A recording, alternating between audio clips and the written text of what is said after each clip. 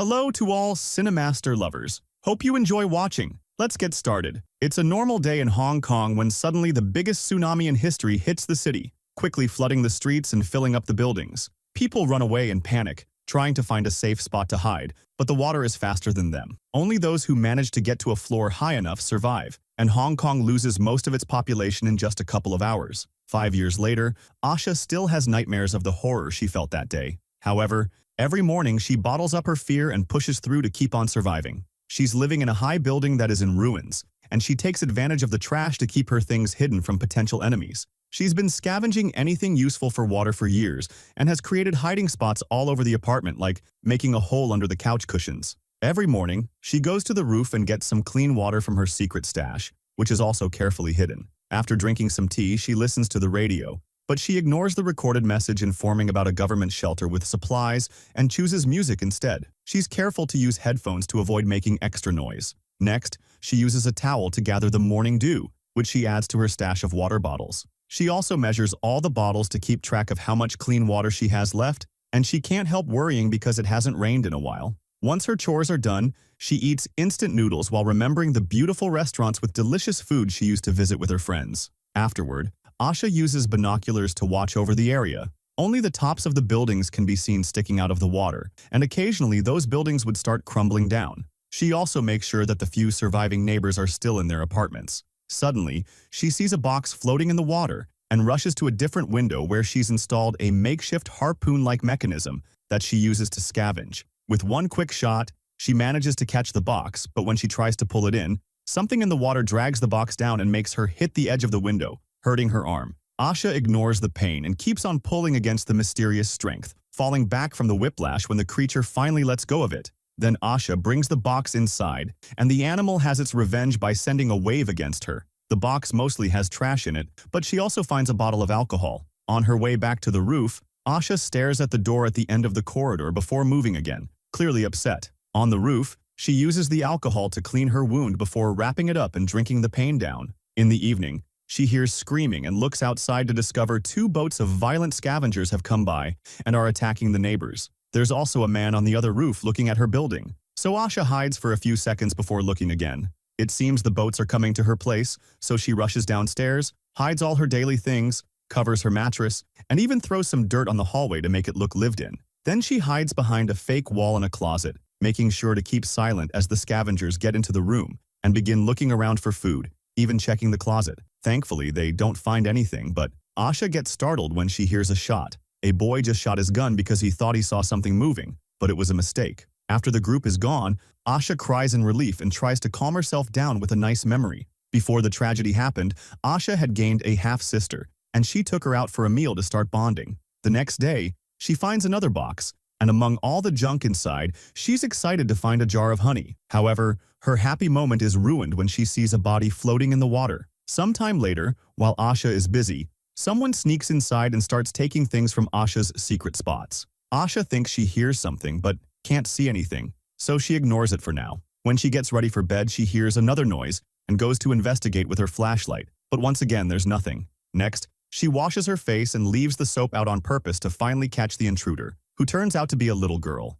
Asha grabs her shoulder to confront her, but the child kicks her and runs away. She takes a few more things, including Asha's makeshift lamp, and goes down the corridor. But before she can open the mysterious door, she hears Asha coming and leaves again. That night, Asha dreams of the time she went shopping for clothes for her sister's birthday and how she told her best friend that she was eager to leave her parents' house. When she wakes up, she notices part of her food stash is missing, so Asha begins following the empty wrappers on the floor and finds the girl sleeping with the lantern. She doesn't have the heart to wake her up, so she goes to do some cooking instead. When the girl finally awakens, she goes around looking for more hidden compartments. Inside a fake outlet, she finds an envelope with pictures of Asha and her sister, only to be caught red-handed. The child runs away and Asha hurries to put the pictures back in their place, not noticing she accidentally dropped one. Afterwards, she makes a second portion of noodles and brings it to the child while remembering the night of her sister's birthday dinner. Their parents gifted her the family's necklace, which made Asha angry because as the first child, she was supposed to get it. An argument ensued, and Asha ended up leaving back to the... Presently, it's shown that Asha is wearing that necklace. Now the girl ignores the food offer, so Asha leaves it next to her and leaves. The child eats it all in moments. Later, she notices Asha left a mattress for her too. She doesn't use it, but the next morning she gives Asha back all the things she stole. For lunch, Asha makes 2 portions of noodles again and leaves one for the girl, then goes to eat on the roof. However, the child soon joins her and copies everything she does, causing them to laugh and bond. It makes Asha remember the happiness of her old life again. In the evening, the girl finally accepts the other mattress and sleeps next to Asha. Soon, she starts crying and tries to hide it, but Asha tells her it's okay to cry and be scared. The girl misses her family but thinks she'll see her mom soon because she's building a boat to find her. She also mentions her name as Hi. After another night full of nightmares, Asha takes Hi with her to the roof to go through the routine. Hi is playing around with the door and removes the tape Asha put on the lock. So when the door accidentally closes,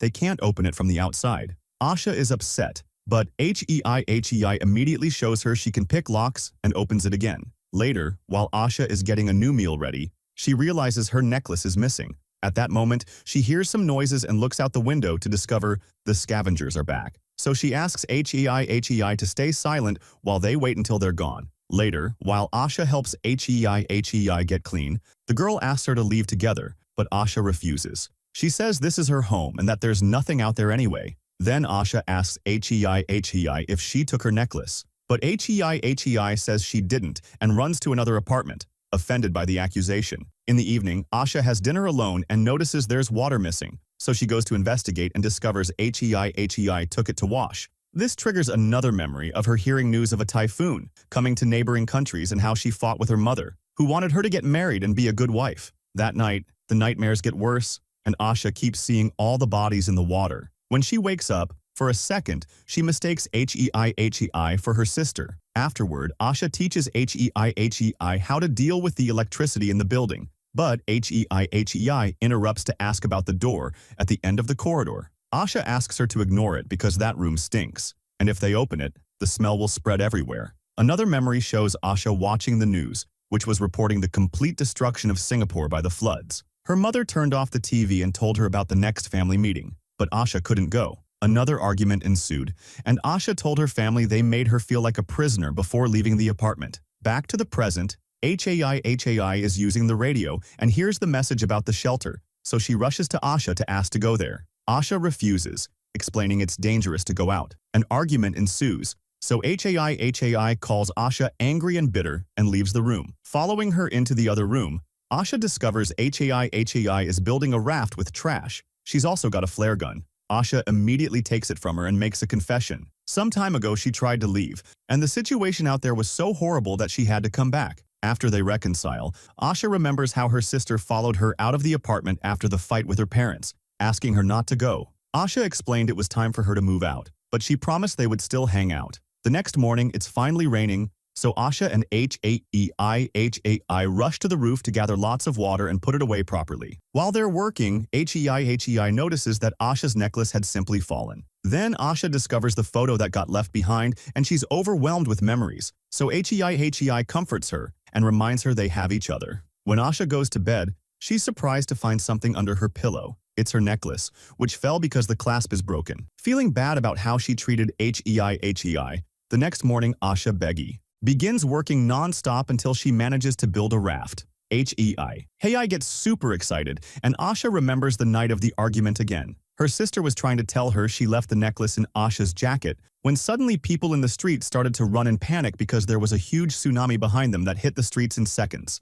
Back in the present, Asha decides to gift Hi her necklace. Sometime later, the duo gathers supplies to get the raft ready to leave. Hi is listening to the radio and the headphones accidentally disconnect, causing the music to loudly echo in the room. Asha rushes to turn it off, but soon they hear the voices of the scavengers outside. Panicking, the duo rushes to hide all their personal objects as fast as possible. Then Asha pushes Hi into the hole behind the fake closet wall. There isn't enough room for both of them there, so Asha will be hiding in the stinky room. Soon, the scavengers enter through the window, but Asha hides just in time in the stinky room, where she finds her old family pictures, because this is her old apartment. The scavengers start a much more violent search this time, destroying anything they can find, including the raft. A guy comes to the stinky room and gags at the putrid smell, but he keeps moving and removes some old sheets, only to find the bodies of Asha's parents, causing him to puke. At the same time, Asha throws up too while remembering the night of the tragedy.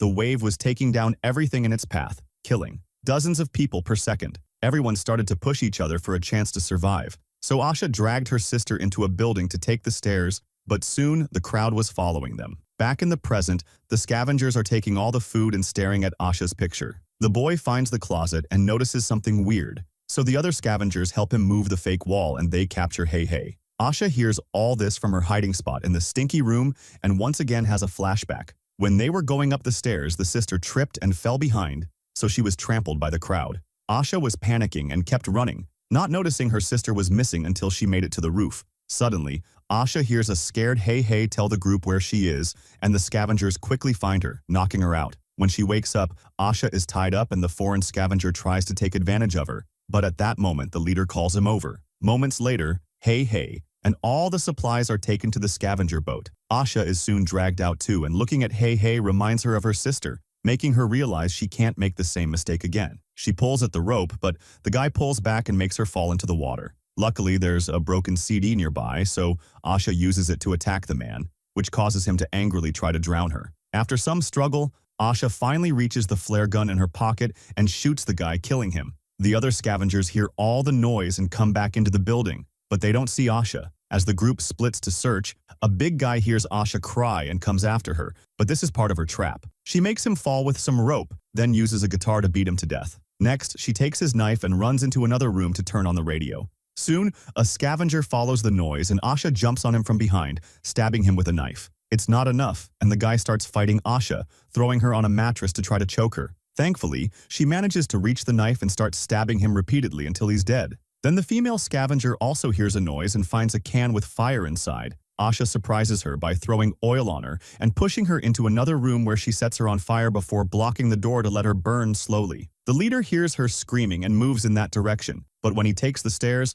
Asha jumps on him to stab him. Another fight ensues during which the leader hits Asha a couple of times before trying to choke her. Asha continues to struggle and reaches up to grab the light tube, causing darkness to take over as she beats the guy to death with it. When she turns on her flashlight, the boy shows up and opens fire, so Asha immediately runs to the roof. The boy goes after her, and as soon as he steps outside, Asha closes the door after having removed the tape, trapping the scavenger on the roof. The boy starts begging for help with an innocent voice, and Asha considers taking pity on him. But soon he starts shooting at the door, so Asha leaves. There's only one scavenger left on the boat watching over Hey Hey. Asha goes to the window and uses her harpoon-like device, but she misses the shot, and it falls in the water. When the guy moves to check on the noise, Hey Hey uses the chance to push him off the boat, but the man grabs her and makes her fall too. A desperate Asha jumps into the water to save her while the man resurfaces nearby, only to be eaten by the sea creature. After a few seconds of silence, the duo resurfaces too, all safe and sound. They swim to the boat and finally get going, knowing that all the supplies the scavengers stole will keep them going until they find the shelter. That night, Asha finally sleeps without nightmares. Make sure to subscribe and turn on notifications so you can watch more videos like this.